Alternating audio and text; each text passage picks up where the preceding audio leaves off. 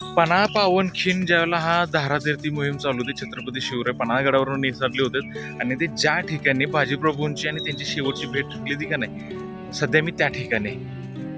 हा जो पाठीमागं पगमार्ग किंवा झेंडा दिलाय, निशाण आहे, हा तो प्राचीन काळातला फरसबंदी रस्ता आहे आणि हा सध्या जंगलातच आहे. इथं बरेच कमी लोक येतात. गोष्ट अशी आहे, आता एक मोहीम घेऊन आलोय त्या ठिकाणी, ज्या ठिकाणी बाजीप्रभूंची शिवरायांची शेवटची भेट ठरली, बाबा की तुम्ही 300 सैन्य घेऊन इथं थांबा, आम्ही पुढे जातो, किंवा बाजीप्रभूंनी महाराजांना सांगितलं होतं राजा तुम्ही पुढे चला, मी ही खिंड तटवून धरतो. तर हेच ते ठिकाण आहे म्हणजे की या ठिकाणी आपल्या महाराजांची बांधल सेनेची बाजीप्रभूंची शेवटची भेट ठरली ती. हा पन्हाळ पावनखिंडच्या रेंज ट्रेकमधला जंगलातला फरसबंदी मार्ग आहे आणि हा तो फरसबंदीचा रस्ता आहे. फरसबंदी म्हणजे काय, दगडांना बांधून मजबूत केलेला. फरसबंदी रस्ता हे भारतातलं नाही, हे रोमकडलं स्ट्रक्चर आहे.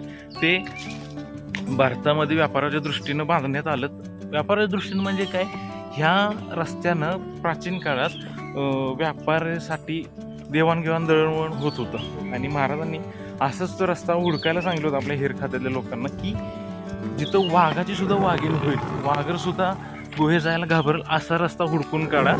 तोच रस्ता आपण अंमलात आणायचा आहे, जो पन्हाळगडाच्या भयंकर वेड्यातून बाहेर पडण्यासाठी.